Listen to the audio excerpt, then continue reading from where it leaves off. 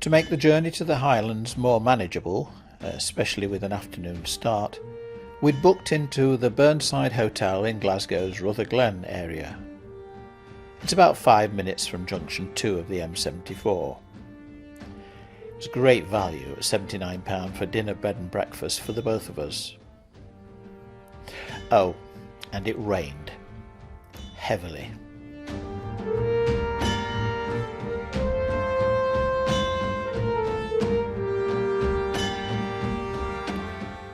Grabbing a full tank of fuel at the local Morrison's, we set off up the motorway, switching to the M8 till the turn off to go over the Erskine Bridge, where we picked up the A82. This took us up the Leven Valley, along the side of Loch Lomond, over to follow the River Fillen and then over the tops to Glencoe. We then crossed the Ballachulish Bridge at the point where Loch Leven meets Loch Linney. The last leg took us over to the shores of Loch Linney and up to Fort William, where we found another Morrison's, where we could get our provisions.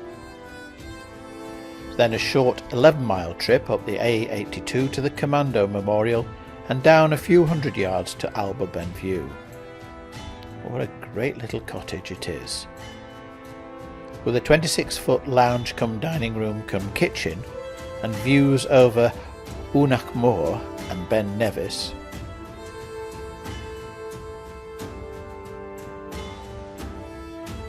There's both a double ensuite bedroom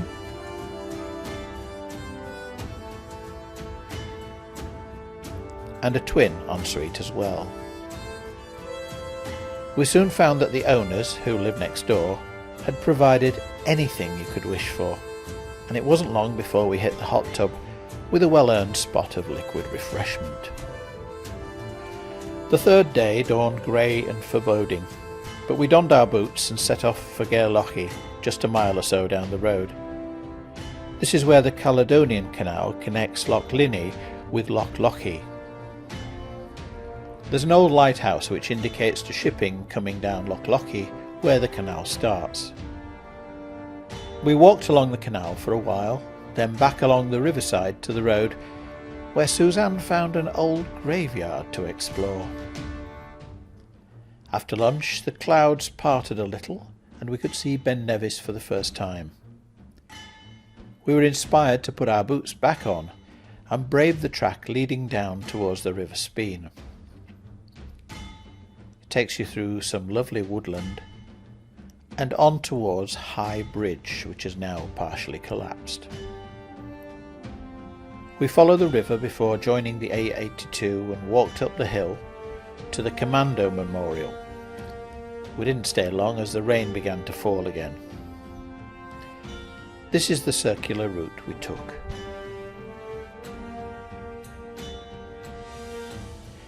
So it's back for another hot tub and a glass of something. The next day looked to be very wet, so we got into the car and drove to the famous Glenfinnan Viaduct. Basically, we had 4 short walks and got extremely wet.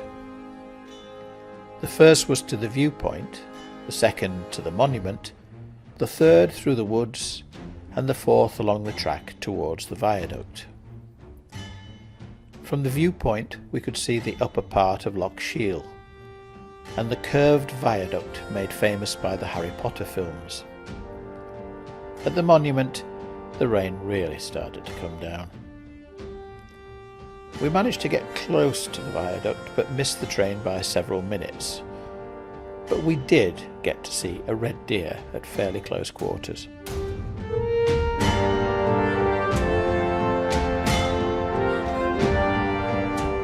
In the morning we had a trip down to Fort William. Suzanne managed to chat up a couple of the locals and get a lift from one. But not before I had cranked the engine and shown him where to go.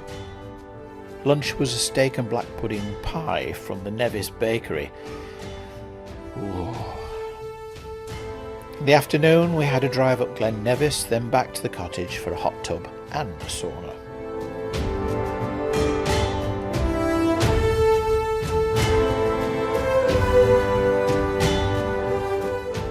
day dawned a bit brighter, but the forecast wasn't great and the temperature wasn't too stunning either. So we decided on a road trip up the A82 to Loch Ness, across the A687, then back down Glengarry. What absolutely beautiful scenery.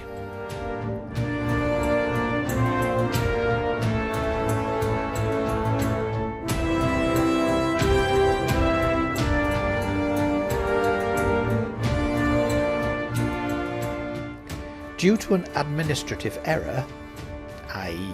John getting the location wrong, the day's walk didn't quite go as planned. Instead of the intended visit to Steel Falls, we set off up a track towards the Ring of Steel, but decided against it after a while, so walked along to Paddy's Bridge, then back along the road.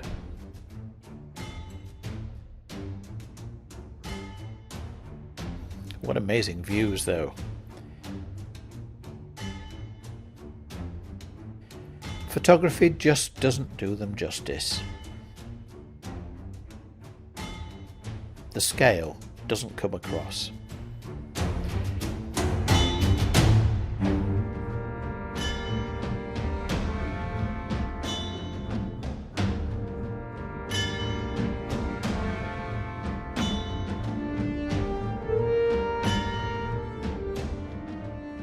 And it got warm enough to take off my jacket. We still enjoyed the walk despite the cock-up, and of course a glass of Prosecco in the hot tub is always a great way to end the day.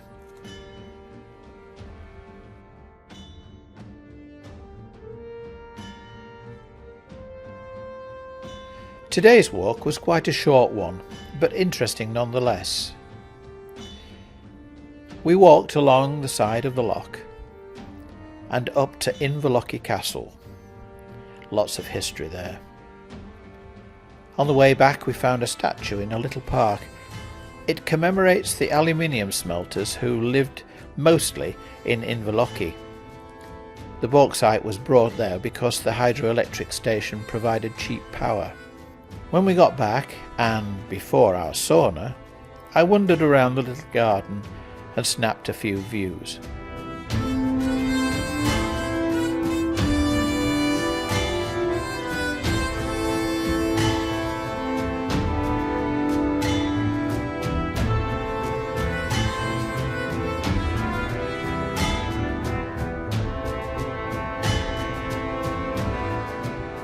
It really was a lovely place. Just a shame the weather hadn't been good enough till now to sit out in it.